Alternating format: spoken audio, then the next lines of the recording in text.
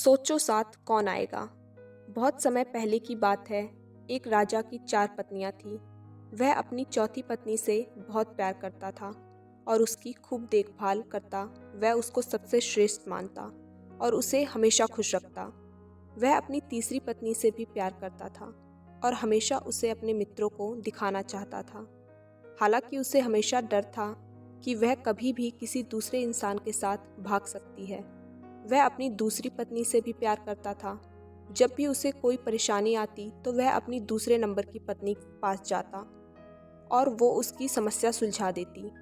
वह अपनी पहली पत्नी से प्यार नहीं करता था, जबकि पत्नी उससे बहुत प्यार करती थी और उसकी खूब देखभाल करती।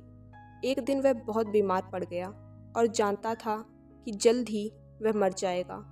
उसने अपने आप से कहा, मेरी 4 पत्नियां हैं, उनमें से मैं एक को अपने साथ ले जाता हूँ।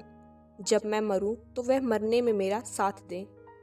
तब उसने चौथी पत्नी से अपने साथ आने को कहा तो वह बोली, नहीं, ऐसा तो हो ही नहीं सकता, और चली गई। अपनी चौथी पत्नी के इन शब्दों ने राजा के दिल को चीर दिया था। वह बहुत दुखी हुआ। उसने तीसरी पत्नी से पूछा तो वह बोली कि जिंदगी बहुत अच्छी है यहाँ, जब तुम मरोगे तो मैं दूसरी शादी कर लूँगी। ये सुनकर तो राजा का दिल और भी कमज़ोर हो गया। उसने दूसरी पत्नी से कहा तो वह बोली, माफ़ कर दो, इस बार मैं तुम्हारी कोई मदद नहीं कर सकती। ज़्यादा से ज़्यादा मैं तुम्हारे दफनाने तक तुम्हारे साथ रह सकती हूँ। अब तक उसका दिल बैठ सा गया और ठंडा पड़ गया। तब एक आवाज़ आई, मैं तुम्हारे साथ चलने को तैयार हूँ, तुम जहाँ जाओगे मैं तुम्हारे साथ चलूँगी। उस राजा ने जब देखा तो वह उसकी पहली पत्नी थी। वह बहुत बीमार सी हो गई थी, खाने पीने के अभाव में। वह राजा पश्चाताप के आंसू के साथ बोला, मुझे तुम्हारी अच्छी देखभाल करनी चाहिए थी, जो मैं कर सकता था। दरअसल दोस्तों, हम सबकी 4 पत्नियां हैं जीवन में। चौथी पत्नी हमारा शरीर है। हम चाहे जितना सजा लें, संवार लें, पर जब हम मरेंगे तो यह हमारा साथ छोड़ देगा। तीसरी पत्नी है हमारी जमा पूंजी, रुतबा। जब हम मरेंगे तो ये दूसरों के पास चले जाएंगे।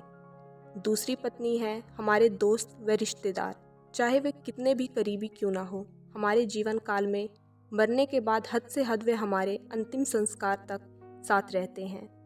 पहली पत्नी हमारी आत्मा है, जो सांसारिक मोह माया में हमेशा उपेक्षित रहती है।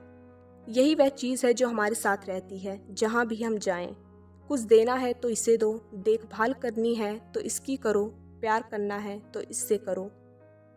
मिली थी जिंदगी किसी के काम आने के लिए, पर वक्त बीत रहा है कागज़ के टुकड़े कमाने के लिए। क्या करोगे इतना पैसा कमाकर? ना कफन में जेब है, ना कब्र में आलमारी, और ये मौत के फरिश्ते तो रिश्वत भी नहीं लेते। आशा करती हूँ दोस्तों आपको ये वीडियो पसंद आई होगी। इस वीडियो पर आपकी क्या राय है हमें कमेंट करके ज़रूर बताएं।